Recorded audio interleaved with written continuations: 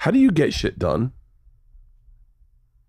You know what's so funny? I was thinking about this in the shower, and I have to tell you, this is the most amazing thing. Right now, it's 10:59. Yeah. Right, and we're back in your office already recording. Yeah. At 10:50, I was getting out of the shower at my house, and the fucking Uber pulls up, and I'm like, oh man, I hate being late. Like I don't like to be late. I don't mind it. And and what's crazy is, and I got here in 4 minutes. Oh, our house is. You know, I almost bought a house right next door to yours. Which one? The black one? No, not right next door to yours. It would be right around the corner. Yeah. We would have been best friends. By the way, I walk by your house. I try to find your house. I can't remember which one's yours. No, you did on purpose. And because of you. I keep changing the facade of it. I literally walk by there every day. I walk by there to go hike Fryman. And I always look for your house. I can never remember which one it is. Dude, why don't you stop and ask me if I want to go for a hike with you? I don't know which one it is. Just text me. You got my number. Oh, yeah, I should text you. I always want to go that back way because you told me to go the back way. We'll hike. Yeah, I hike Fryman a lot, but we almost bought that house. That house forever will be the house that got away. Oh, no. Oh, it was the greatest house. Which one was it? We just didn't have enough money for it. Dude, I can't even afford to live in that neighborhood anymore. That neighborhood's so nice. It is at the base of Fryman Canyon. The its backyard goes up to Fryman Canyon. Yeah. It had 3 stables in it, which we were going to turn into podcast studios, stables for horses. Oh my gosh. Podcast studio, office, gym. It was a huge Mediterranean house. It was beautiful. My wife wasn't in love with it at first. I wanted it. And then they wanted like $3 million for it. And I was like, we can't do, we definitely can't afford that. And then they wanted 2.7, and I said to Leanne, I saw your bank statements. It looks like I said to Leanne, oh, you want to overextend yourself? No, I didn't. I shouldn't. We couldn't. We'd have to sell this house. Yeah. Immediately liquidate this house to get into that house. Yeah. And we weren't there. And we've been looking at houses, and you got to come. You got to come there now. I put a putting green in the back. You did not. Yeah, it's so cool. So wait, how do you get shit done? You're the most you're the most capable person I know at taking a project from point A to point Z. In any project, in any capacity, you have more willpower to move your own thoughts into actions than any one person I've ever met in this entire city. It's funny. So I did Todd Garner's podcast. Well, we were just talking. I have a pitch with him at 3. Big Hollywood producer. And he, by the way, the initial reason I thought of you is because he has the exact same laugh as you. Dude, ridiculous. We went into his office. And he pitched me. I pitched him The Machine story as a movie. Oh my god! And he was like, I love it. Give me a couple days. And then he called back and he goes, okay, I got a better idea for you. He goes, can you just come in, dude? I've never sat in a pitch. I've never sat in a meeting and laughed harder. Oh really? Yeah. We laughed so hard back and forth. And did it sound like you? Did you acknowledge that it sounded like you laughed? Now I got it. Well, I got to find out. We're meeting at 3, and then we have a pitch at 4, and then I have another meeting at 5. But I've never enjoyed a meeting ever more in my life. And then immediately I was like, I'm attached. You know what's funny is we could spend the entire time talking about him, but he is such, when you meet him, like you have met him, you just go, oh, I see why this guy has gotten to where he is. 100%. Because he's like, he's just got that personality where he's listening to you. Can I tell you another thing? He's not like on the phone or whatever. I think he's doing another project right now. And so he left us, like me and the writer and the director and all of us, to kind of like toy with the idea. And then we got in our own way. We got so confused with the idea. We just like, all of us were like kind of just scattershot going in different directions. And we were all lost, but we were still real excited. We're trying to like convince ourselves that we're going in the right direction. Yeah. And then Todd just got on the phone and goes, hold on, let's just get this back to, and then he goes, this is what it is. And all of us are like, that's what we were trying to say. Dude, he is fucking amazing. Well, then there's that too, because he's so smart. I hope this project goes, because I'd love to work with that guy. Yeah. He's really fun. But wait, if you look at his, he did Tag, right? Yeah. I mean, just all this stuff he's done, you're just like, oh yeah, those are some great movies. So wait, go back to, how do you get shit done? So I was thinking about this in the shower, to go back to that. And I was like, he's like, Zane, you're going to Bert's today. This is your annual like therapy checkup session with Bert, because Bert's going to ask you the tough questions, and you do, because our like paths just even if we didn't know each other, our paths are braided, similar. Yeah, they're braided. They are braided for sure. And it's just like you understand it. So I forget that there's a microphone in my face, and I just sit here and just like kick it to you. And I'm at that point where I just kick it so real. Not that I haven't always, but there's some shit that and there's whatever. But like as far as getting stuff done, I am just like I don't know the answer to that. I wake up at 6 because no one's awake, and then I can just have a few hours of like whatever, close my office door and whatever, and then like people like from my adventure company, we work out of my house, so then they show up. So one of the things is having great people. Okay, all right, okay, let's start there. But it, and not to discredit the great people, but if I wasn't pushing that boulder up the hill and they're helping me, I got some nice, strong people helping, but if I stopped pushing that boulder, it would stop moving. And I just fucking said that to my manager. I said, dude, I feel like this last tour, I got all the places in order for where I wanted to move forward. Yeah. And I feel like there was no oil in the machine and nothing happened. And I feel like I've lost momentum. I feel like I took a break going like, I'm like wiped out. Yeah. The tour is after Europe. I was like, I need a fucking break. Mm-hmm. Second I take a break, everything falls apart. Yeah. My fucking Cobra quits. My fucking assistant quits. He's like, I got a writing job. I was like, would you want him to get a writing job? I talked to you last week. I know. Cobra. he's like, I can last until June, but I'm out, buddy. And I was like, okay, all right. Cobra quits. Everything's just falling apart. Halston knows everything. Halston, what are you doing? Why are you leaving? No. Put your bag down. Halston's the only fucking constant I've had in my life. But I get. I'm very difficult to deal with, I think. And look, I'm not going to lie to you. I think at the end of the day, it takes this level of determination that. And I was talking to there's a chicken back there. Yeah, it's your chicken. Okay, cool. I love chickens. Is it a silky chicken? No. Oh, there's two. Okay. It's not a fryer chicken either, I think. Sorry, ADD. But like, what was I saying? Something about swimming? I don't know. Halston, rewind the tape. Here's my Here's my question. Being a pain in the ass. Here's my question. I'm really obsessed with this podcast. How I built this. Have you listened to it? Mm-hmm. I love it. Sarah Blakely, by the way, who I'm going to definitely get on this podcast. I have to get her on this podcast. She went to Florida State at the same time I went to Florida State. Mm-hmm. I don't think we knew each other, but maybe we did. I don't know. I don't really remember. But she hooked up. You don't know. She created Spanx. She said, you know what I did? I just didn't tell anyone about my idea for a year. She goes, because I believe ideas, there's so much power in idea and there's so much ego involved and people will shit on your idea. That's true. The power, however, is in the execution of the idea. And that's the problem, is that having an idea, Hollywood is full of ideas. People that arrive every single day by the droves, by the thousands with ideas, right? But if you don't have the faculties and the resources to act on that idea and the determination and some brain problems too, right? Because like, that's one of the things and this is what I was saying before, as I was talking to Todd about it. Todd, I've kind of ran out my whole history on his podcast, but like one of the things is just like, is not giving up. Like friends that I moved out here with that moved away, a girlfriend that I was with, and then she's like, how long are you going to give this? And I go, as long as it takes, because every year I'm out here, I'm making more connections and I'm building and making it stronger. There's a guy,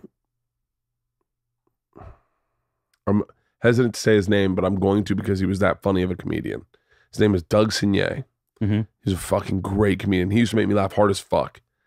So I was talking to someone the other day, and he said, no, I'm still friends with Doug. Dude, how brave of him that he quit stand-up and now he has like a regular life and has a great family. And my brain is such in the, I'm so brainwashed into this business that I go, brave. I could never quit. Like I've such a fucking mentality of like, you don't quit. The longer you don't give it a timeline. You just keep working. When it gets hard, that's when you get better. Like I'm so fucking brainwashed in this business that I cannot, like you said, I remember my girlfriend that I was dating was like, all right, listen, you've been in New York for 6 months. It didn't happen. You should move back to Tampa or move back to Orlando and sell boats. My dad can get you a job selling boats. And I remember going, Like what kind of boats? Mastercrafts. I'm just kidding. By the way, it would have been that's good. It would have been a great fucking life. It would have been I would have sold the fuck out of boats. You would have been miserable. So I would have lived on a lake in Orlando with all my friends. All my friends would have lived in there. You wouldn't have lasted because I'd be in great shape right now. You're in great shape. Pairs of shape. Don't sell yourself short. Listen, there's something in you that's the same that's in me that like is this entrepreneurial spirit. Now, some people might have it with Spanx or some other product, or some people might have it in creating, like art and that kind of thing. But like, if you have it, you'll never be content if you're not using it. So if you're in a 9 to 5, yeah, you're talking about the selling boats, but you immediately went to what you'd be doing outside of that. Oh yeah. So it's not about it. I would have had so many inventions. You would hate it. You wouldn't have lasted. I wouldn't have lasted. You're right. You wouldn't have lasted. So it's just one of those things where I wouldn't have stayed. So, but you know what I think? Hold on. I think this call. I'm not taking this, but there's a text. But I think what this is funny because this is relevant. Is that my buddy owns Maui Brewing Company. Yeah. And I was like, and I was going to do a collaboration beer with somebody else because 2 places approached me 2 weeks ago, and so I was like, I reached out to Garrett, and I'm like, Garrett, I got these guys reaching out. I either want your blessing, or as one of my best friends, like, do you want to do this? And he's like, dude, I've been waiting to ask you for years, but I don't want you to think that I'm friends because of your status, celebrity status, whatever it is.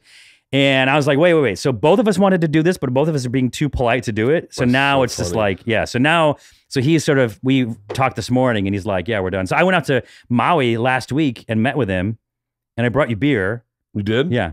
I got a meeting at 3. I can't drink. Well, you can look at it. I can look at it. Yeah. Is that the new backpack? This is the new backpack. Yeah. So how's dude? It's crushing it. It's doing really well. Fuck yeah. We were trying to raise like 50,000, and right now we're like at 250. But really? We still have 2 weeks left. So wait. We're releasing this week. So yeah. Tell me about the backpack. So, and by the way, this is one of the 5 things I want to talk to you about. But tell me about the new backpack. Yeah. Well, I'm gonna have a beer. So this is. I wish I could have a fucking beer right now. Yeah, you can. I can't. I'm gonna show you. I thought you were gonna say that, and I thought maybe you'd be feeling a little under the weather, so I brought you this lemon ginger juice. No way. You serious? Yeah. It's ice cold. Yeah, I know, and it's been in for like 2 hours. Wait, tell me about the Okay, bag. so 2 issues. And remember, we have a camera right there that's wide, so if anyone needs a wide shot. I've been slouching this entire time. Okay. So, so a few problems that I've had when traveling, and you have the same one. I'll tell you the one. This isn't the cooler issue. Is that when I get to my hotel, usually I gotta let. It's nice, right? It's refreshing. This is really great. It's Schweppes. Nothing beats a Schweppes. No shit. Something like that. And so when I get to the hotel, I often have to like just go, or it's getting dark or whatever. And so what happened was one time when I was got to Rome with my wife on our honeymoon years ago. And I had to, we had like a tour waiting for us in the lobby, and I had to go drop the stuff in the room, but I wanted to bring a jacket. It was spring, it was going to get cold and blah, whatever. And so like I had to dump my whole bag on the bed, make this huge mess, my computer, my headphones, shit I wasn't going to like walk around Rome with. And I was like, I remember thinking then, like, I wish I just had a bag that popped off. So here, yeah. So I wanted to have it like, so if you want to go like exploring or something like that, yeah, or want to just go, that you could have a bag that basically just like pops off yours and has the stuff you need in it, but then you can just like take off. So this is the bag that comes off the bag. Go by that mic. That comes off the bag. This is the bag comes off the bag, yeah. And then this has like the straps that attach, whatever. And so the other thing was, and by the way, like it's so crazy. It took me 4 years to develop this bag. Really? I started developing it in China, but they just didn't have like, and this is me going to China 4 times, and they just couldn't get it together. And so, yeah, here. And it weighs a pound. Oh, this is light. Ooh, sunglasses right here? Sunglasses, and then a bunch of pockets. And then in the back, you see like the, we'll open the bottom zipper on the front. That's the cooler. So that holds 6 beers. This right here? Yeah. This? Yeah. For real? Yeah. So that is made of the same thing as this, so it keeps them cold. And this one holds 8 beers. It's not necessarily made just for beer, but like that just gets people an idea of the size of it. And then you see that you got a nice hat in here. Oh, you know why? Why? Because I also brought something else. Oh, I brought you a bunch of things. Well, I'll get to that in a second. It'll make sense. So So the other thing was my wife and I just this past summer when we were shooting 4 Sheets. That's how I know it's another one. It's a big one. I want to talk to you about that. We were going on a hike. We were in France. The head of the height of summer. See that foam in the back? Yeah. You know when your back like sweats? Yeah. And so that basically every time you take a step, it like pushes new air through. I see. It's ribbed. Yeah. Yeah, it's ribbed for her pleasure. That's great. So, yeah, we took a hike and we did like, I'll do this thing where like I'll get the breakfast buffet, but I'm not going to eat lunch. So then I'll take a few things from the buffet for lunch. So I took some brie and ham and like bread. It was in France. And we went on this hike and it was like 100. It was like the south of France on the Mediterranean. And it was like, we hiked 2 hours. We get to where we're going. I didn't have these bags. And I open it up and it's all melted. And it sounds like, ooh, a melted brie sandwich. But no, it's been melting for 2 hours. Yeah. I was like, I couldn't do it. So I didn't eat it. So that was when we decided like, no, we have to make this cooler function work. So it's called an envelope cooler, meaning that if it seems small, it expands into the bag. And when it's empty, it collapses. So you can use all the whole room of the bag. So yeah, so these are on Kickstarter. And this is like the #1 most popular item on Kickstarter right now. It's fucking awesome. What? So wait. So this is your. I'm gonna leave him. I'm gonna leave the beers for you, but okay. Bert and Zane hanging out, not having a beer. It's kind of weird. I know, but I feel like if I go to my pitch reeking of booze, everyone's gonna be like, "Oh, interesting." So how important is this? Well, but it's like it is just TBS. Don't worry, TBS doesn't listen to my podcast. They're gonna pass. There's no way they're gonna fucking buy this. Or it's one of those things where, so I'm Mr. Tangent. So I went and met with when we were shooting Drinking Made Easy with Steve Oh, by the way, so this bag's on Kickstarter.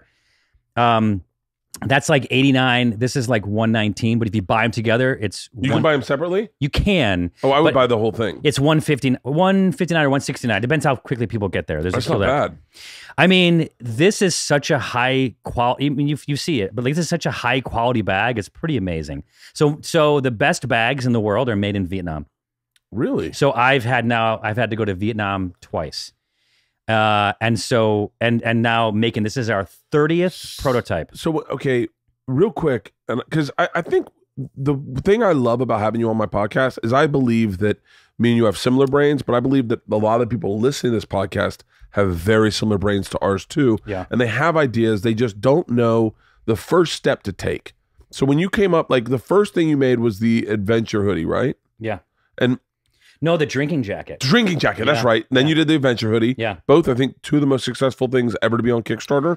2 of the most successful apparel. Yeah. The drinking jacket made like, I don't know, 500,000 or 600,000. And then when some people were like, well, I'm not much of a drinker or whatever. And so I renamed it as the adventure hoodie, made a lot of improvements. Yeah. And then that on Kickstarter made 1.8 million. And then Brookstone stole it. Well, a lot of people got inspiration from it. Yeah, got inspiration from it. But we just stay ahead of it. Here, I'll show you. So I brought you this. Did you ever get the jacket? I never got the fucking jacket. How did you not get I never got the jacket, but you know what? Because you had you were the busiest fucking guy in the world. No way. I would, yeah. So anyway, that's... Is this mine? Well, it is if it fits. Otherwise, I was just going... It fits. What is it, an extra large? It's a large. It's a large, it doesn't fit. But you're looking pretty svelte these days. I feel for your character, you need to put on some more weight. This is...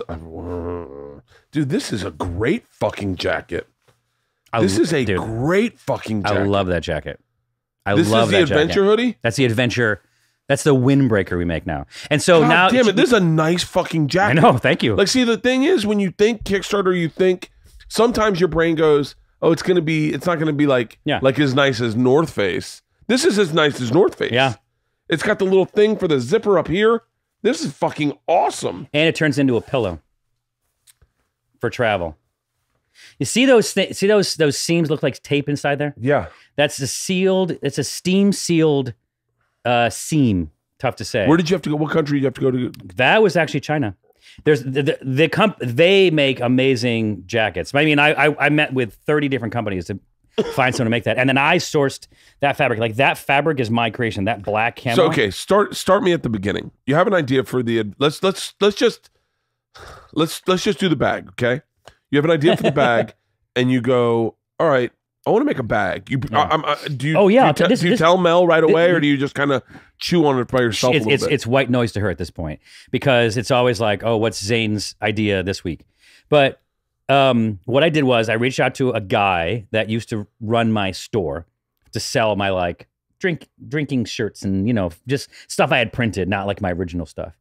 And he knew a guy that was in Vietnam that was making bags and stuff like that.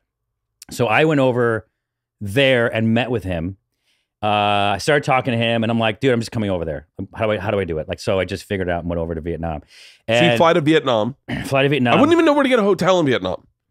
I mean, it's like I love that. I mean, it's funny that it's sort of intimidating, but like it's pretty simple. I stayed at the Intercontinental. You know what I mean? But I did need to get a visa because they're commies. And so like I just had to do a bunch of things, jump through some hoops. And you do this all yourself? Yeah. But like, it's $35, or if you pay $100, they have someone walk you through the whole process and then give you a ride to your hotel, like that kind of stuff. I'm like, all right, I'll do that. Yeah. Flights was Expedia. It's when you get there, who do you talk to? And so I met with this guy, Mike, and this guy, Mike, was sort of like, there's some lady just jumped in the pool. That scared the fuck out of me. There's a lady chasing chickens. And so when you get to the, getting there and getting set up is one issue. Yeah. Then who do you meet? Yeah. And so I met with this. So I met with this guy. I met this guy, Mike. How do you find Mike? Through my other guy, Dave. And I thought, okay, these guys know things, whatever. This guy ends up making this bag off of my specs because I did some drawings and da. I went there and so it was ready. So that's why I went to Vietnam to like look at it and sit through some meetings. And I sat there and I'm talking about the seams and da stuff that I've been educating myself on, right? Yeah. And he couldn't even keep up. And I was like, what is going on? And then I was like, and I was making the bag and they're like, yeah, it's better if we don't do any curved lines because those are difficult to sew. And I had some lady from quote the factory. And I'm like, what's going on here? Like, you tell me like, I can go into any store here in Vietnam, like, and find bags that have curved lines. Yeah. And so like I left there and I go, what was the price of that bag? And at one point, this was a suitcase. I mean, like a rolly sort of backpack, big thing. And they said, "Oh, we probably can't do it for under $200." Like $200? What are you talking about? That's your cost to me plus duties and import and all that kind of stuff. What am I selling this bag for like $500? And they're like, "Well, Toomey does it." I go, "You know what? Check this out. We're done. I'm not even." And I said, and I didn't even like. I'm like, I'm not even going to go into it. We're just done. Yeah. And so from there, I started going to China. They have a big expo that I had to find out about called the Canton Fair, which is the largest meeting of suppliers. Remember, I saw this today. Remember you sent me those flip-flop images? That's all I'm thinking about right now. Okay. That's all I'm thinking about right now. Really? Yeah, I've been wanting to make flip-flops forever. Why forever. do you just ask me? No, because why do I have to be on your podcast for you to ask me questions? No, because I first of all, I know how busy you are, and I go, I'm already doing so many other things, but I want keep going with your thing. So then I went to the Canton Fair, and so picture this. It's the size of a football field filled with like vendors. Tell me when you have that in your mind. Football field filled with like booths, about the size of your office here. Outside, inside? Inside and contained. Okay. So you got that in your mind. In Vietnam? No, this is in China. This is in China. Canton, Guangzhou. Okay. And so in southern China, just north of Hong Kong. And so you have that in your mind. I got it. Okay. 40 buildings that size. So that's how big it is. So you can't even wander it in a day. Yeah. So you needed multiple days. So I wandered it by myself. I wandered it and then just tried to figure it out, talk to people, got a translator, find out that she didn't speak even as good of English as the people I was talking to, and like all these like silly mistakes, and then find a few companies. I'm like, look, I want to make it. Great, we'll make it for you. And it's not this bullshit where, oh, you give us, because when the guy in Vietnam, I had to give him $3,000 to make a sample. And then when I had changes, he wanted $2,000. I'm like, what is going on here? Yeah. So I went out to the Canton Fair. If you're there, you're serious. I'm here. I'm in China. I don't need to show you how serious I am, And so like, they're like, yeah, we'll make you a sample. I brought something. I brought one of my old hoodies and said, can we do this and this, whatever. And I brought a few. I left them with a few different companies. They each made me samples. And then I went back and met with them and like went over it. And at this point, I checked out their factories. So you go out, you bring your thing, you show them, and then you go home. They make some samples. Yeah. You come back out, look at the samples, meet with them, pick which one you like the best. Went to their factories, and I put them all in Fuzhou, which is an hour and a half flight north of Guangzhou. Now we're in the central China. Yeah. I'm still on the coast, but right in the middle. And so I just wanted, there's so many manufacturers. I'm like, let me just put the top 3. Let me get them from one city so I can fly in and meet with them. And then also tacked on a flight to Vietnam at that point. So anyway, I went over there and met with them, and and that was all going on. And then went over to Vietnam and just started like, pretty much online, reaching out to people, and like manufacturers of your favorite backpacks don't want to tell you who make theirs, but like you just got to dig in and find it and research. And I found 5 companies in Vietnam that make amazing bags, that make them for like, North Face and Thule and like just all like the top sort of brands, Osprey, whatever. And so then I met with them, and it's just a process. But the toughest step, it's cliche, but like the hardest step to take is the first step. Yeah. Like, and it seems to me, if you want to do this flip flop thing, you're probably hung up on the first step. The first step is I know the flip flop I love. Okay. My favorite flip flop I've ever worn in my entire life. Are you wearing them? Oh, you're barefoot. No, barefoot. Oh, you're right there. hobbit-footed. They're right there. Oh, One of them is. Got it. It's free water. Free water flip flops are the best flip flops they've ever had. This one in particular is better than any of the other ones they have. Okay. And it's a mix of the leather, the sole, and the form. It's very light. Yeah. It's the best flip flop I've ever owned in my life. And Jesus wore those. What? I know. That's what I'm a big JC fan. Yeah, me too. So I wanted to make a flip flop, and there's certain things I hate about flip flops. I hate when flip flops are. I don't like when they're. But I'm also have tactile issues. But it's the butt, right? It's the I love these flip flops, but and now you have your own ideas about things you would do, right? Right. I would just buy these flip flops again. What happened? Yeah, I don't know. What happened? We were on a good path, and I just went out and bought a pair of flip flops. Like there's a lot of things I want to get in. You know what? I think my problem is I want to learn how to make it. Like in my head, I made fanny packs. Did I tell you about my fanny? You showed them to me. Yeah, like with prison leather. With prison leather. It's so bad. Like I get into the. What happened to them? I fucking nothing. I get into the process of wanting to make something. I like making things, but I like making it with my hands. So like I want to make flip flops. Like I see what's going on.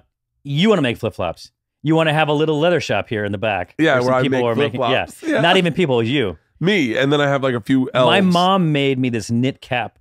My mom made me a knit cap. And it was amazing. I'm like, Mom, I get compliments on this cap. Yeah. How long did it take you to make this? And she's like, oh, I'm watching TV, maybe 5 hours. I'm like, okay, 5 hours. Let's give you $20 an hour because you're $100 plus the upsell. It's like $200 for a cap. Yeah, exactly. It would sell, but it was literally made by Zane's mom. Yeah. And my dad one Impossible.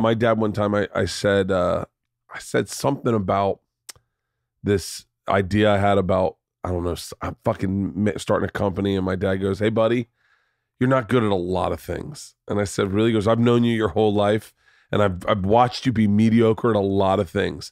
You're good at one thing. I just stick with that. Just do that and make all your money out of that. And I go, wait, what's that thing? And he goes, just stand up. Just stand up. Yeah.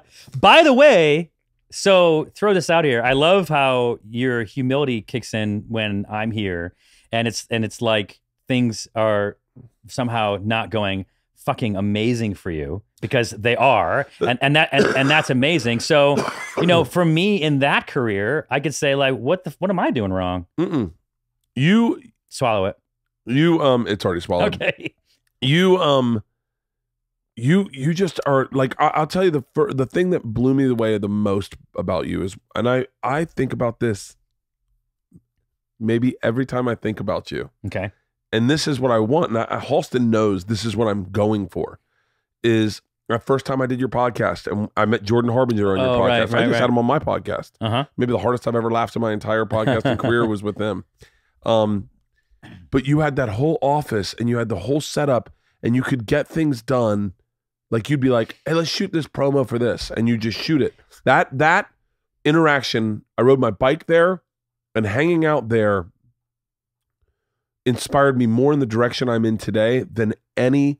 You and probably Rogan are the two people that have inspired me more in directions where I go, oh, that's where I'm going.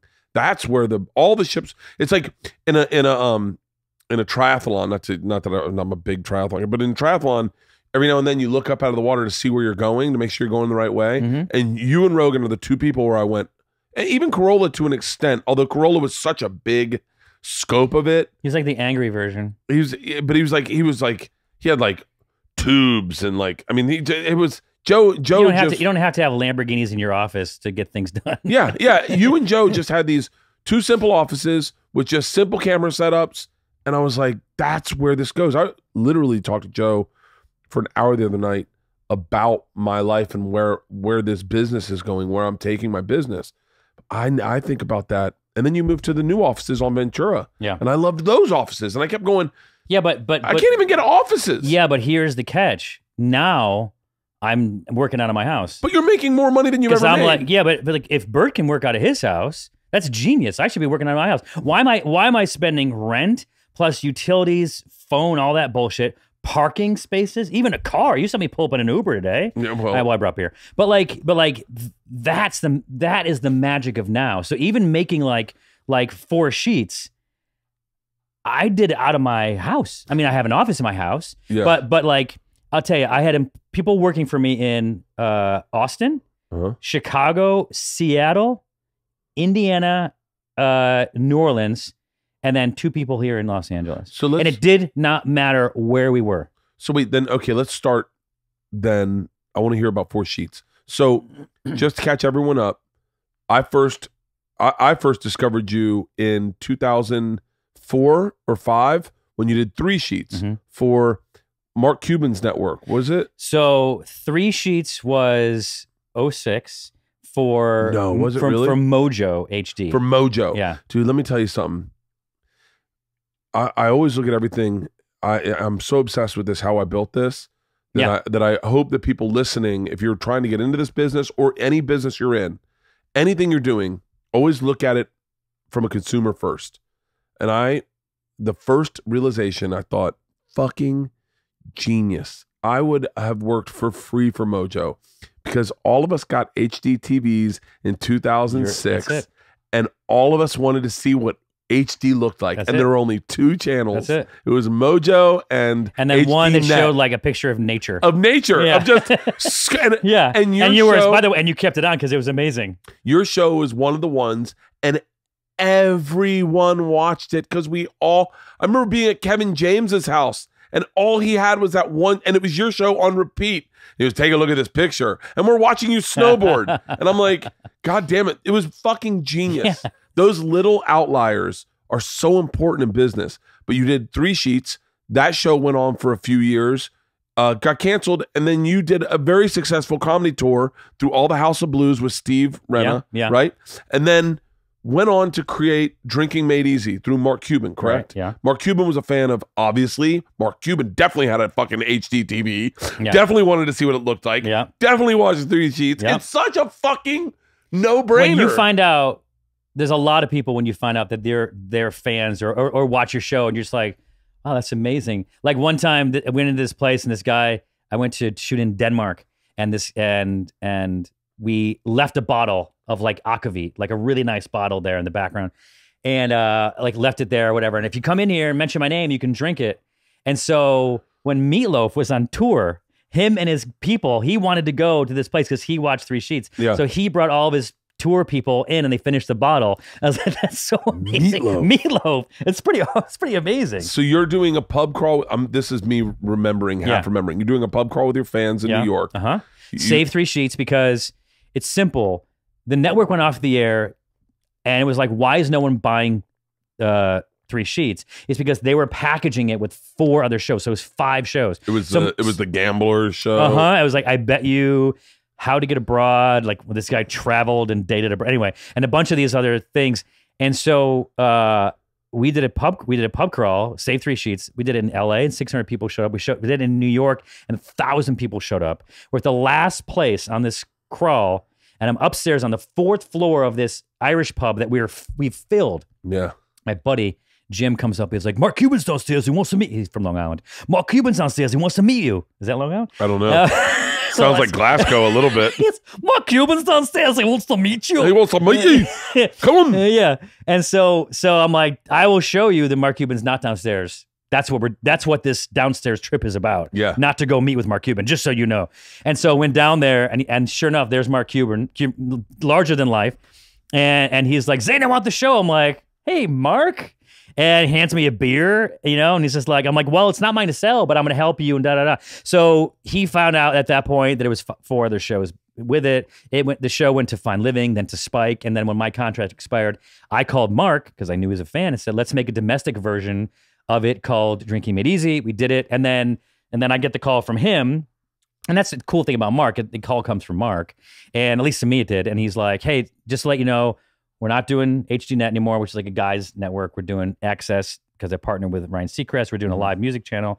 And so there's no home for it anymore. And so that's when I think I launched Chug, which was the Kickstarter. Which is you traveling. Well, it started by train, right? But then Chug, traveling by train. I mean, that's what it was. Yeah, that was the double entendre. But then Kickstarted, then it got sold to Nat Geo, then it went to Netflix. And then now, to bring it full circle, I get reached out to by these other guys who were huge fans of 3 Sheets, and now they're starting a network called Drink TV.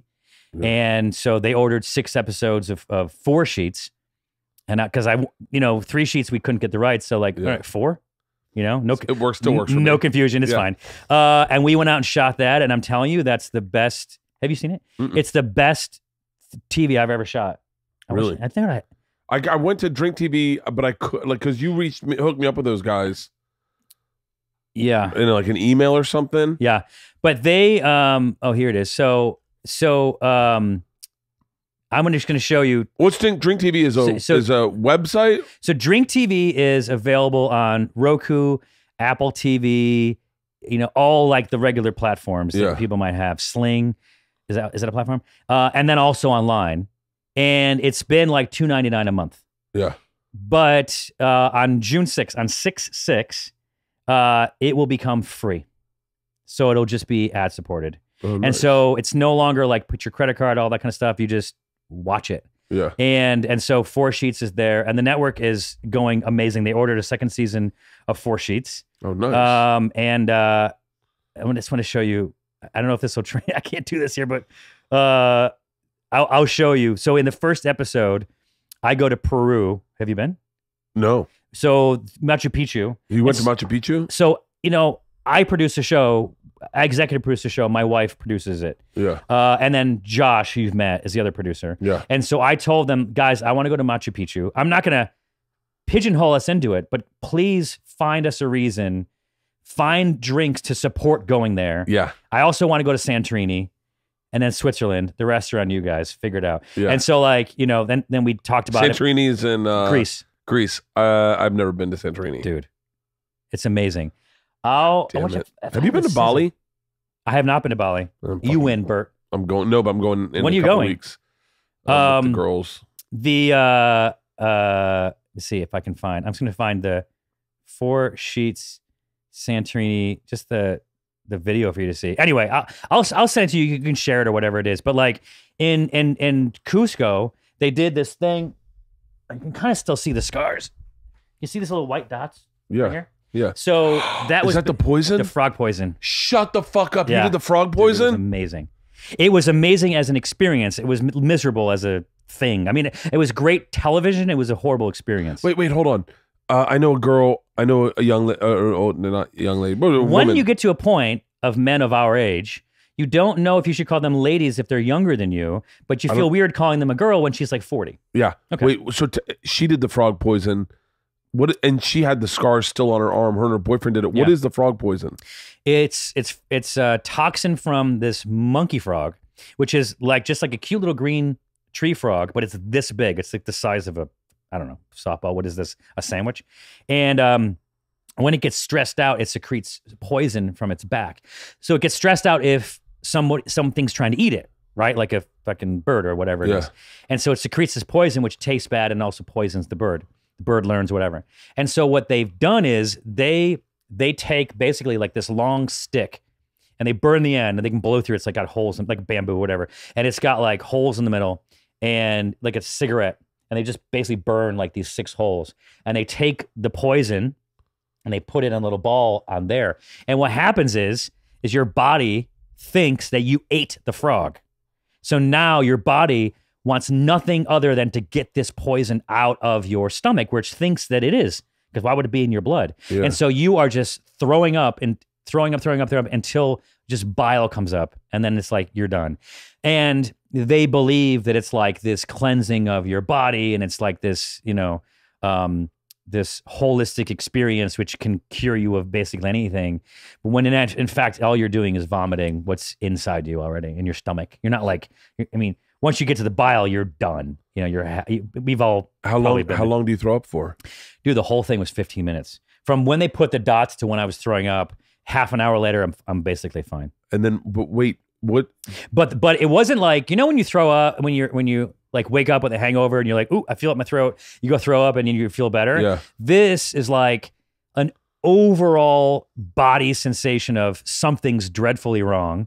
You shouldn't have done this. I don't care I don't care how tough you think you are. When you get that feeling, you think, I shouldn't have done this. Like, that's the feeling that comes over you because you probably shouldn't have. And then you start to like throw up. But for me, I couldn't throw up initially. I just couldn't do it. She's like, put your finger. She's like, put your finger in your throat. And I was like, so I was working at it, and then it was like all over.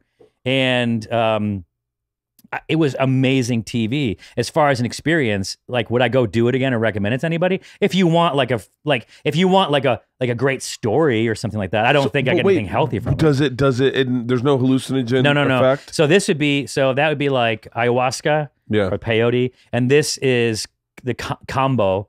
KOMBO, and this is just to purge you of that. There's none of that kind of stuff. I was a little wary to do that on TV because I just didn't know. Ayahuasca? I just didn't know how weird I was gonna become. I didn't know how long it was gonna last. I didn't have time to like take a whole day to like do this. I think it really loses its effect when you do it on TV. I think it probably would, because you want this sort of experience, right? You want the thing you want. Yeah, TV, I can always disappear into the camera. Yeah. And not experience the thing very quickly. Yeah. If I get scared, I just go right to the camera and I relax. There was one time where I was like feeling like shit, and then Gio, the camera guy, is like, "Hey Zane, just so you know, your face is like swollen up twice the size." I'm like, "Will we? Will we?" I'm like, "Will we?" But then get in closer with the camera. Did you do it by yourself? Did Mel do it? Yeah, no one else wanted to do it. Well, the sound guy wanted to do it, but this is you can't have a sound guy. No, for thrown the whole up. Time, all you hear is yeah, exactly. Hold on, Leanne's calling real quick. Hold on. What's up, babe? Where are you? I'm in the man cave with Zane. We're doing a podcast. Oh, I'm so sorry. Hi. Okay, I'll call you when I'm. Bring me a chicken. Okay, bye. Yeah, I don't know. I don't know if I'd need that. The frog poison. No. I don't think anyone needs. I mean, the woman that did this ceremony with us is sure that she cured someone of cancer that came down and did it like twice a day and drank water. But I mean, look, I'm. All I know is from my experience, it didn't seem like that was likely. That's my opinion. You just put a Chipotle burrito in your trunk for a week. That's so true. But that's the whole thing. Like, that's like you eat it blah, and you're kind of like done. Or even more. But this is like. Did you shit it all? I did. That was the first thing I did. Oh, I would just get naked and just get into like a hot tub and just puke and shit. But you wouldn't need the combo. You would need the frog for that. I don't really need that. I had. Where are you going? I'm obsessed with El Yucateca hot sauce.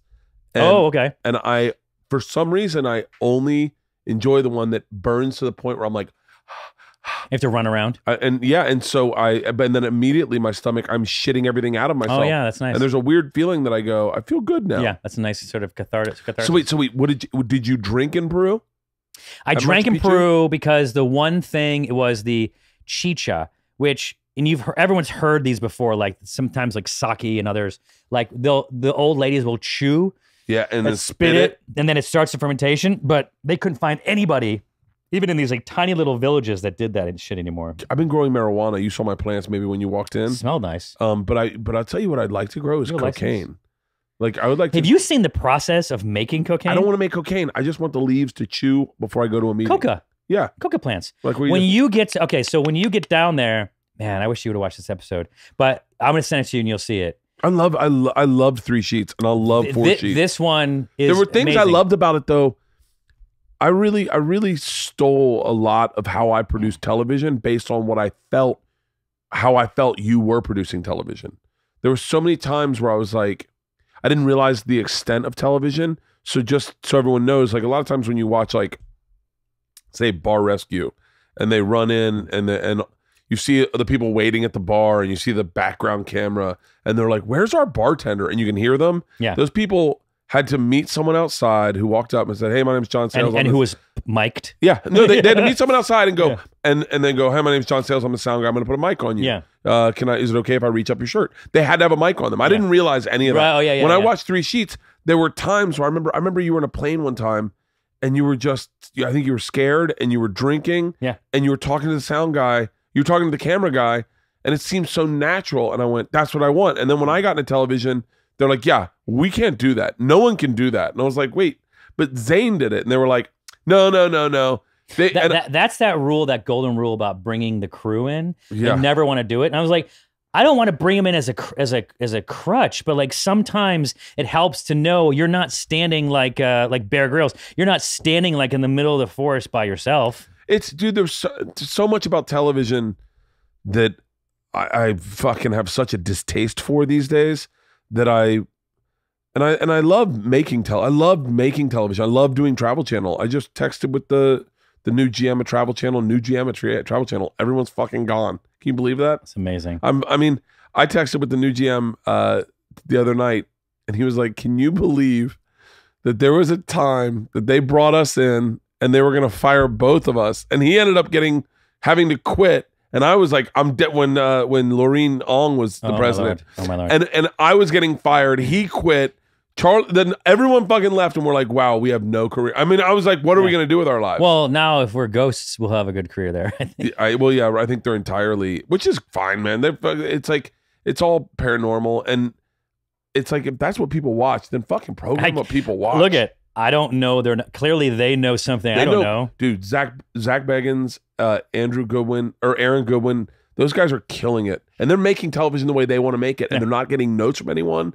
They are fucking editing it in and putting it up themselves. Mm-hmm. And I'm like, that's fucking badass. I want to do that. I want to do that for me. I need you to produce my life. Yeah, let's because like I'm going to Australia. And I have 7 days off. I had planned it for my family to come. Where are you going? Where is your days off? Melbourne, Are you in Sydney? Perth, and Sydney. Yeah. And so I was like, great. I'll bring a camera guy down and we'll shoot some stuff. I have some amazing friends down there, by the way, if you need. I have the only friend I have down there is Adam Greentree. And he's a hunter, and he was like, hey, let me know and we'll go hunting. What does he hunt? Kangaroos? Everything. He hunts dogs. It's one of the fucking one thing, because they have feral dogs over there. Cats. And he hunts those. I was talking to Joe, and Joe's like, I think you can probably, he goes, I think it's irresponsible for you to be hunting with a bow any further than like 10 feet. Yeah, you would just injure things. Remember that injuring mission? Yeah, just fucking, and then he's like, oh, you got it, but in the hindquarters. We're going to have to go chase it down. You got it in the tail, which I don't even know what we're supposed to do about that. And so I texted with Adam, and he was like, make sure to have some time. We're going to go camping and hunting. I want to do that. But of course, in my head, and maybe this talks back to this ayahuasca experience, I want to shoot it because I believe that I believe that part of me goes like, Ari goes, we should ride motorcycles through Vietnam. I go, I'm going to shoot it. And he was like, no, then you lose the fun of it. And I go, yeah, but I can't not work. So here's the deal with that. So I was doing this show, Zanes World. Remember with Pilgrim? I was doing like an online, like a YouTube. Yeah. I loved it. And so that was with Pilgrim? No, Pilgrim, yeah. Really? I would go off and shoot it. And then they would do all the posts and then do it, whatever. And that thing, that I spent maybe like 60 grand on that thing, and I didn't make a dime because they said we have all these contacts with advertisers and da da da. You make the content, we'll get the advertisers. A calendar year and not a dime. That was shot and produced beautifully. Thank you. That was gorgeous. I remember is you and Mel going up to Yosemite. Yeah. And I was like, fuck. And it Mel made me want to travel. And Mel would be like, can we just enjoy ourselves? I'm like, we can. And I understand. Like her thing is like, hey, if we're shooting, we're shooting. And if we're enjoying ourselves, that's the other thing. That can't be a mix. But I fought it. But now, Yeah. you can go online and watch like our trips, and it's like, and it's fun. And you don't remember the pain in the ass part. You just think about how beautiful it looks and how much fun we're having. Dude, it was. I mean, and my brain goes like, I need. If I'm going to be in Australia for 7 days, I mean, of days off. Yeah. I should use. I think I'm a little bit of an addict across the board. Right. When it comes to food, booze, work, family, vacationing, like. I'm a vacation addict. Like, I'm going to be shooting shit in Bali. Yeah. Like, there's no way I'm not going to cover content. I know how to do it. I have the fucking equipment. But it's like, it's the editable content, right? It's like putting up a little video of yourself and whatever. That's one thing. But doing something that's got some cuts in it, like that's a little bit different. Can I tell you what this is how fucking horrible I am? If I shoot anything, I mean, this is, by the way, not secret time, but like if you're when I shoot anything, I always do these hard swipes so that I can have an edit point to come back in and promote a fucking tour date. Yeah. If anything, if I'm putting it together a chair with my daughter and I'm like filming us doing it, just like you don't let it roll, you edit in the camera. I literally swipe down, and then so that if I at some point I want to swipe up and go, hey guys, Body Shots World Tour dates are added for the fall, like. I can't help but not think of everything as content. And I wish I could shut my brain off like that. But, certain people do that with different things. And I think it's healthy that for me, it's work. But yeah, I'm dying to imagine a life where you didn't have to do that, how peaceful it would be. But you'd get bored. But you would. But it would be nice. There's people like when Julia Roberts is like, I'm on Instagram. Why? You're where I need to get to. If I was at your point, I wouldn't be on it. I say that with Will Smith when he's like, now he's all over YouTube. Yeah. And I think it's cool. I think it's cool that he's living his life like that.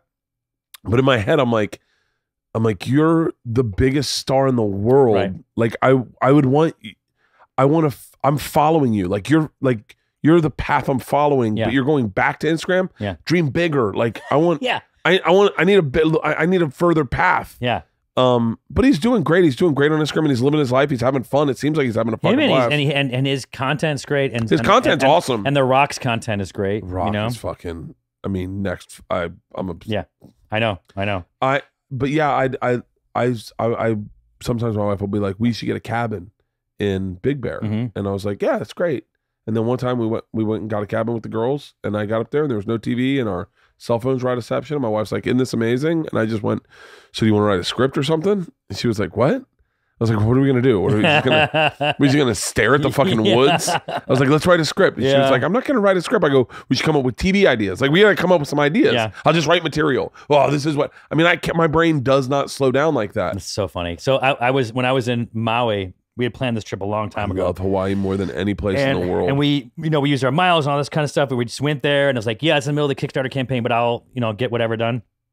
I always wake up at like, it's different time-wise, but I would wake up first day, 4:30. Oh, yeah. Working on my computer until Mel got up. So I got like 4 hours, whatever, of like work done. And that's how, and I tell her, I'm like, I need to dump stuff out of my brain.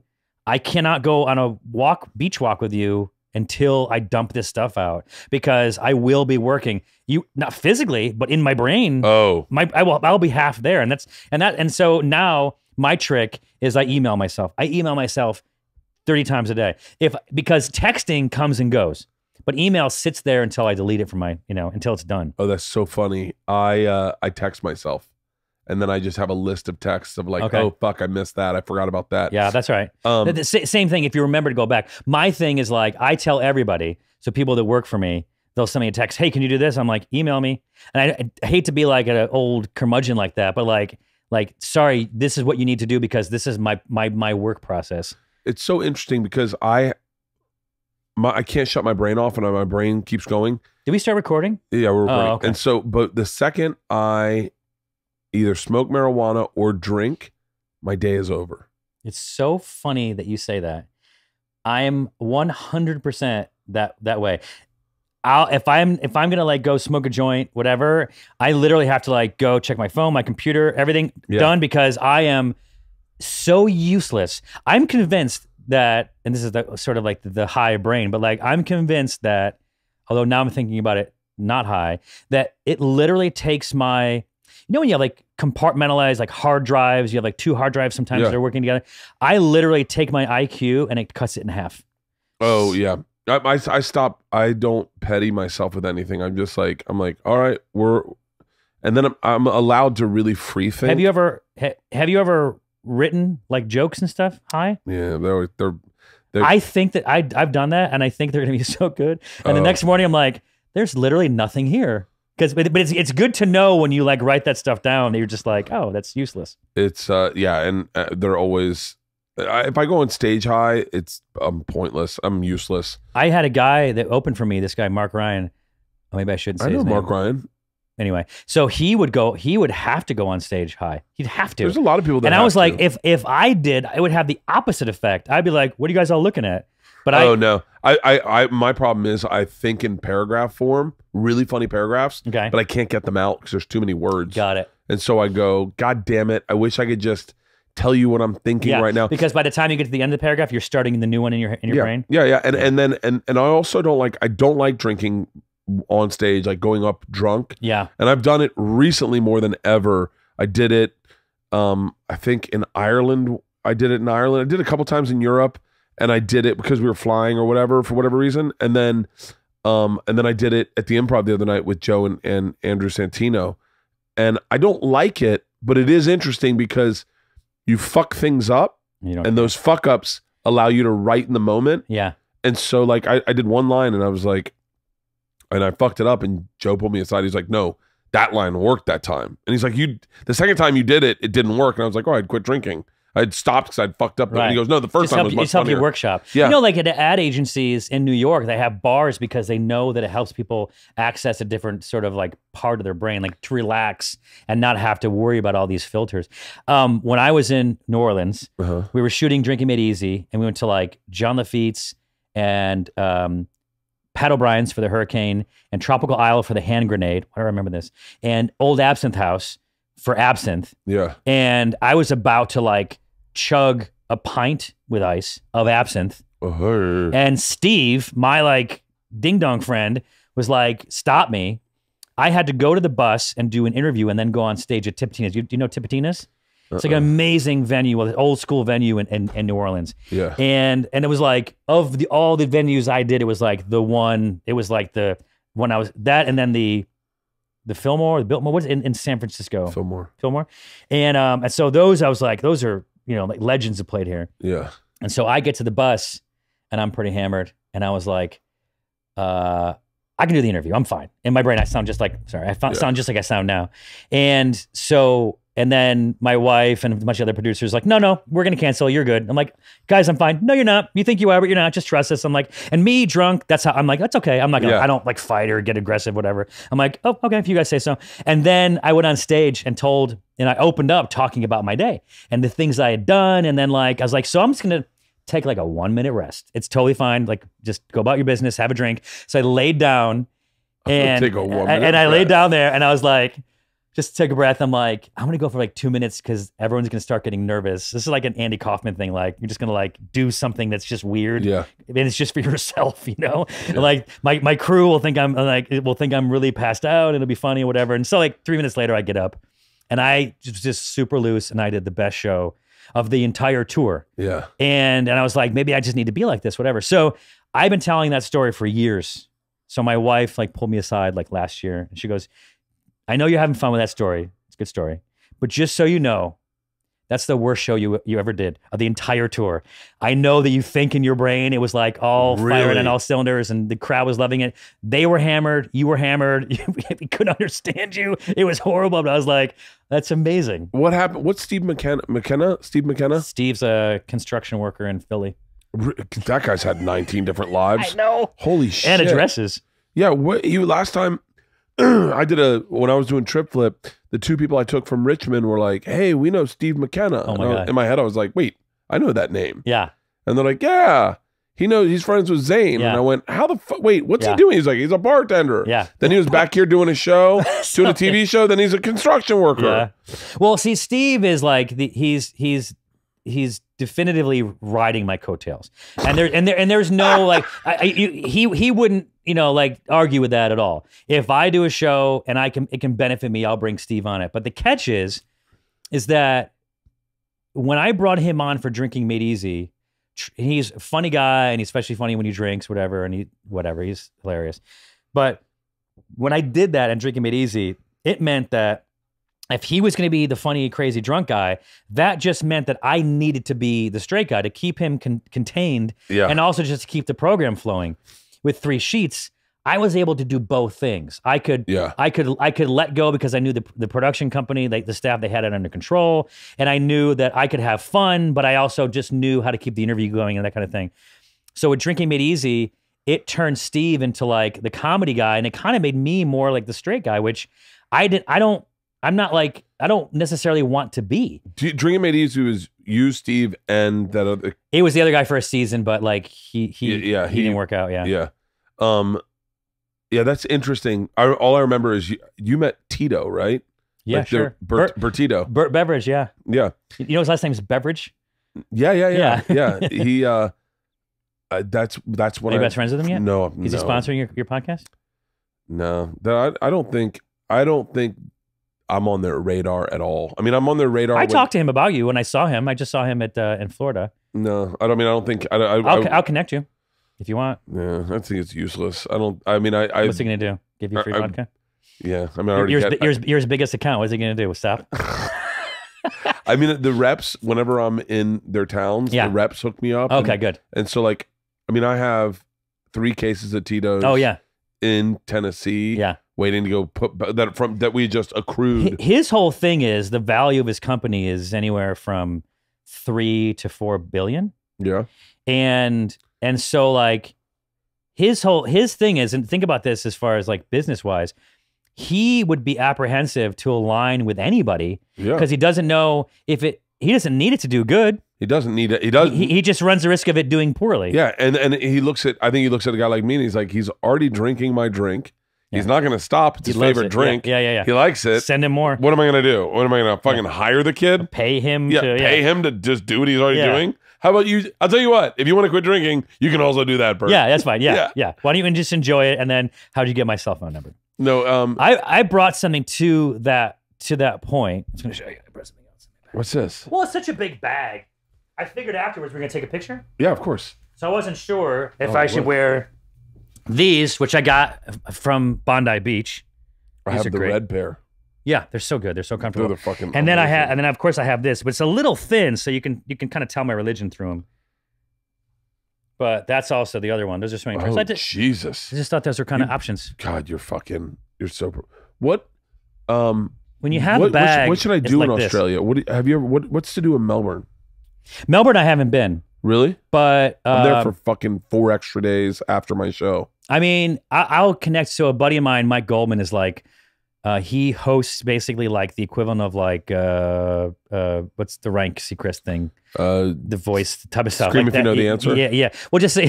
By the way, I just named a show I did on Travel Channel that never aired.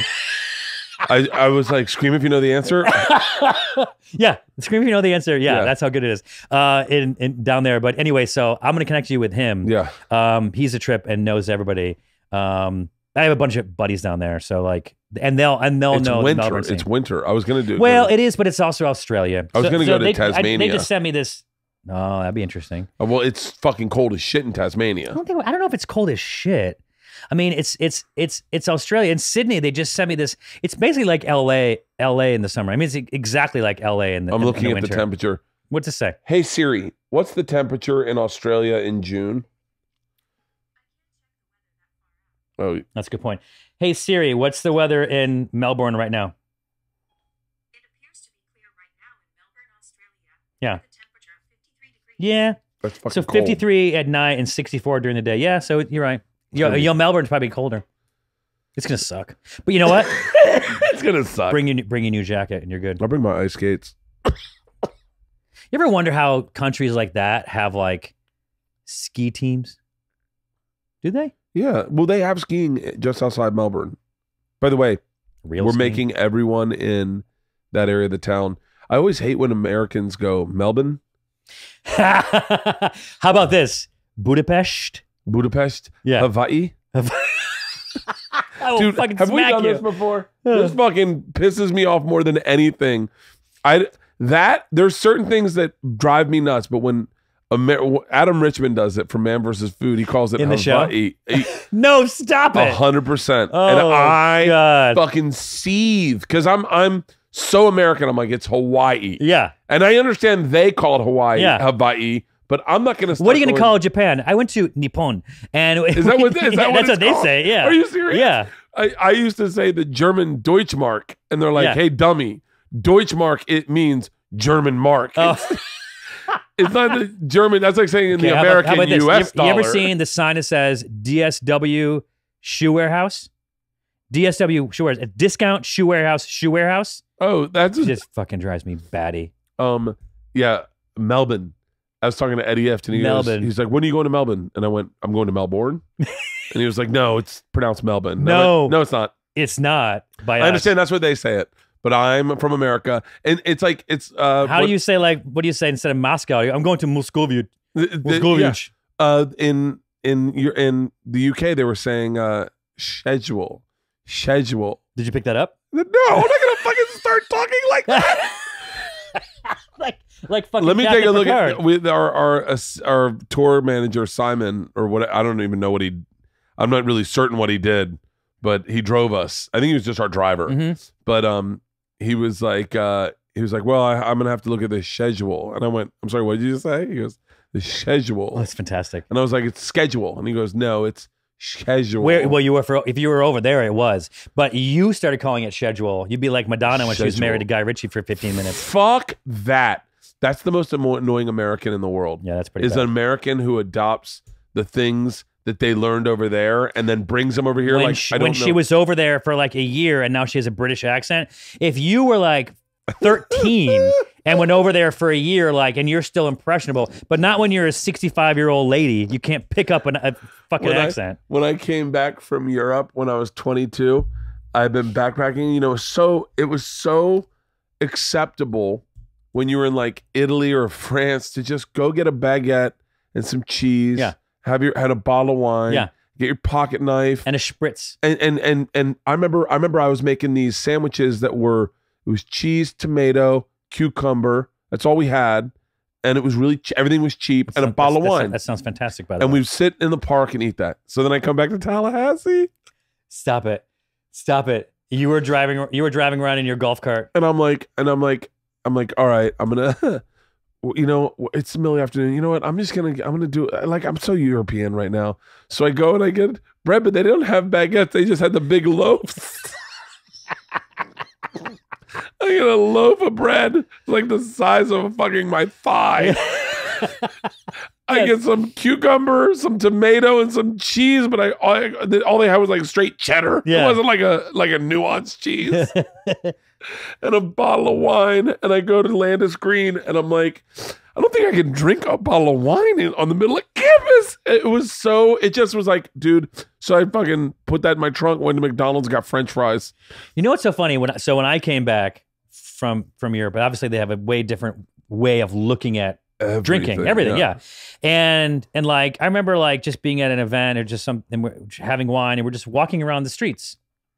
Big fucking deal. Like, you know, and it's, by the way, if you abused it over there, they'd bust you. Like, you can, you got to be respectful. So I remember just like out there walking the dog, and I think I had one of these beers, and I was like, I'm gonna go walk the dog, and I walked the dog with I didn't put it in a paper bag. Yeah. I'm walking around my neighborhood drinking a beer.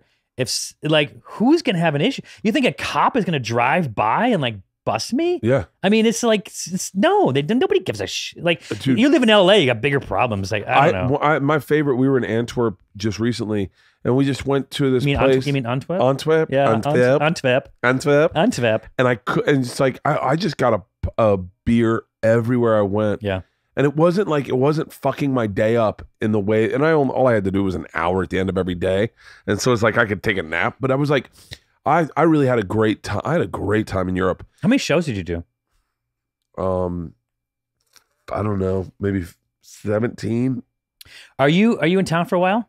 Yeah, I'm in town before June 8th. Will you come do my podcast this week? I would love to. Yeah. Okay. You texted me that one time, and I think we were supposed to do it. Yeah. And then You said you were in the pool. You call me later. I'm just kidding. I don't remember. I would love to do your podcast. Holson, I Are asked you still Holson. doing it with? Are you still doing it with? No. It's a completely different thing. So good. Yeah. We'll talk about the podcast for a second. So the podcast, at one point I was like, I started with podcast one, and they wanted to like, what makes you original? Let's make it a travel podcast. So I started doing that, and Hold on. A travel podcast. By the way, okay. Not to shit on podcast one, not to shit on any podcast networks. Shit. I'm a part of a network. Networks are so fucking complicated, and they make such a simple art form so incredibly unnecessarily difficult. They can make it better, but so often they don't.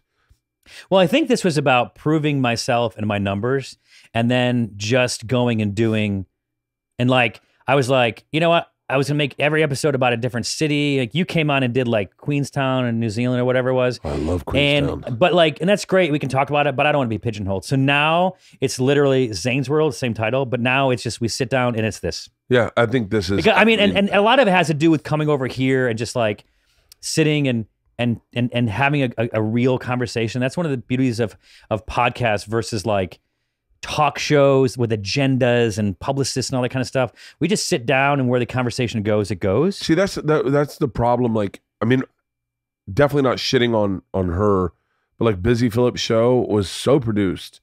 It made me uncomfortable to watch it.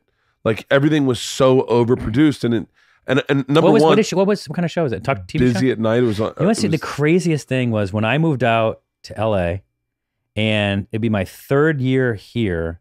And I had this apartment in Beverly Hills. For anyone here that hears Beverly Hills, not fancy. It's the flats. It's the apartments of it. It's not like whatever.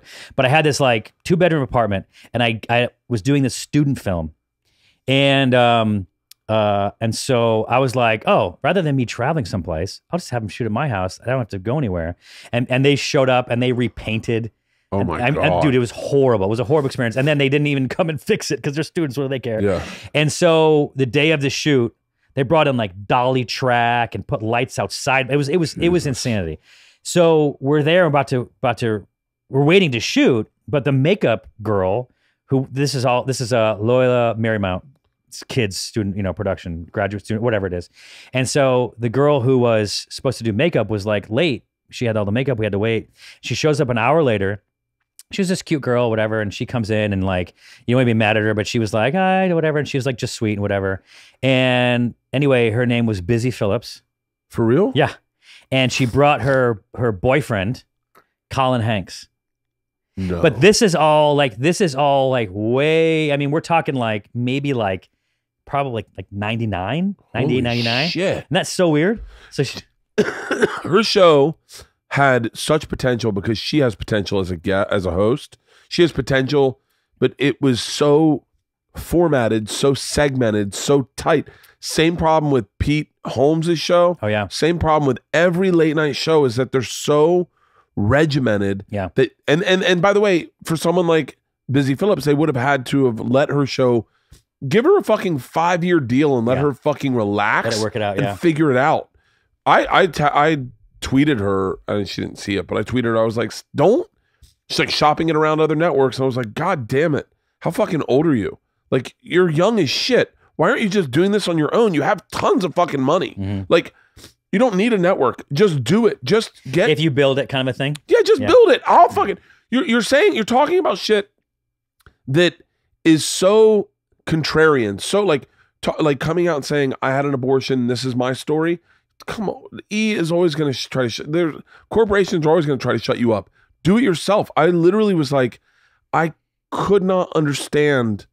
And that's my problem with podcast networks is when they try to format it and go, all right, you're this guy. That's it's corporate mentality. It's what the things that we didn't like about this business. Now they're just showing up in podcasting. But the thing about the podcast is, for a while, it was like the dirty word because, you'd say like, okay, so I had this guy, Dan Dunn, when I was doing my podcast. I remember Dan Dunn. And he said...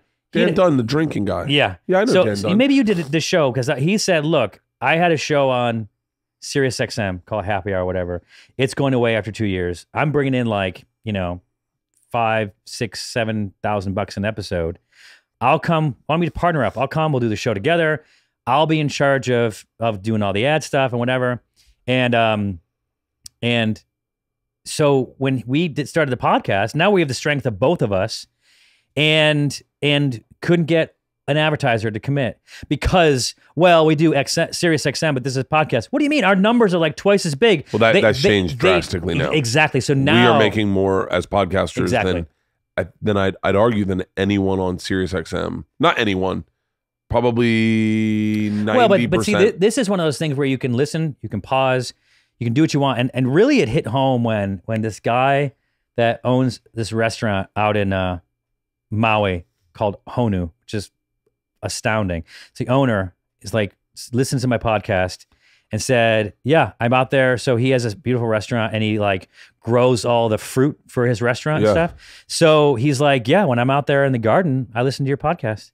And he's like, and I like it just because it's no agenda. I get to basically, you're asking the questions that I would ask someone, and you're just having a conversation. I feel like I learn so much. It's more relaxed. I have fun. It's like, hey, welcome back. We got this guest on the show. Da, da, da, whatever. It's like, you know. Even by the way, and I was on Adam's show like 2 weeks ago, and he had me on as a guest, and his thing is like, you know, a lot of segments. It's way more like a morning talk show. Well, that's his discipline. His muscle is quick, short. It's not like I mean, you look at like, I think my muscle is developed after doing Joe's show. Joe's show, when I first did Joe's show, it was not comfortable to me. Yeah. Like I was like, in my head, I was like, I would love to go back and rewatch that first thing because I was doing morning radio. I was just like, energy, take it. I'm going to tell you a story. Yeah. And Joe is so not that person. You know those things when you're sitting backstage, like ready to go on a news program, and it's like 6 a.m. and you're just drinking coffee, smacking yourself in the face, like, come on, let's get amped up, whatever. And then they go, okay, we got to hold. And you're like, no, I was ready to go out. But you're right. You want to be up there when you come in for a podcast. People don't want you to blow their ears off. They want you to just sort of like hang out and just like. That's why we're trying in many capacities to get a different space to do this in, because I think this podcast at its best is at 11 at night and everyone's drunk as fuck and high as fuck. Listening or participating? Making the podcast, yeah. But I can't do that. The girls are too old.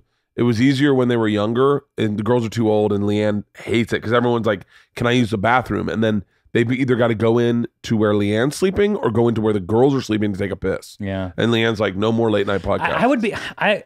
Do you know that they were better?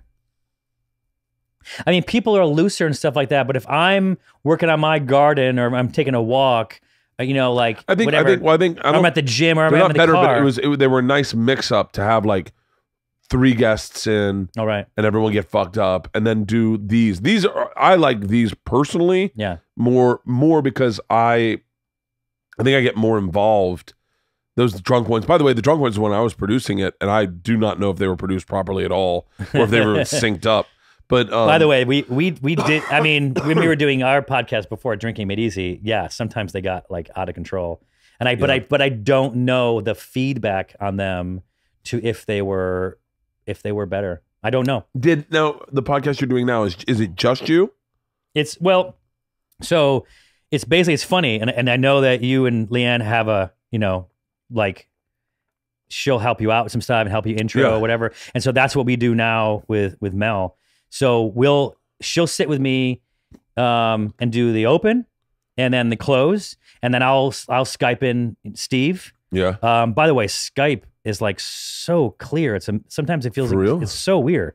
We tried FaceTime and Zoom, and they just did not work out. And Skype, Podcast One was like, no, it's a different like codec or formula, whatever. Really? It is. Listen to it. Listen to the podcast with Steve. Maybe I'll Skype a podcast with somebody. I wouldn't mind trying to Skype with somebody. It's not as great without having them there, but it does work. And I'd rather someone. I mean, personally, I'd rather someone. You have to at least see them.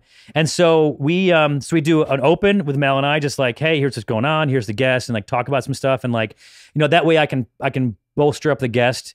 This guy's done this and this and this without having to waste their time doing it. Then we have the interview portion, and then we do a close.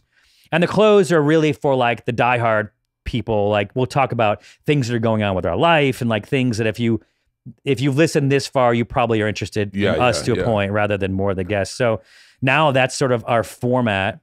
and I'll record. Like I brought my mobile recorder to Hawaii, so I interviewed Garrett, who owns Maui Brewing Company, and then I saw that there was a local surfer in a competition that week, Zane Schweitzer. And I was like, hey, that's pretty cool. I've never really met another Zane before, I don't think. And so I just hit him on Instagram. I'm like, hey, man, just private message, whatever. I'm like, hey, I'm in Maui. I'd love to have you in my podcast. He got back to me 10 minutes later. That night, I was having dinner at his house. We recorded a show, had some drinks, hung out, and it was like so cool. And that's to me, I think the real value in podcasts. It's like you and I are so busy. When are we going to get together? And we have this opportunity to do it. We just end up recording. That's the number one thing for me. Yeah. The reason I like podcasting is that I love to be able to sit and hang out with someone. How else was I going to reach out to like Todd Garner, the producer, and say, hey, let's go get a drink? Although he probably would. But like, and I had on like... Well, it kills two birds with one stone. Yeah.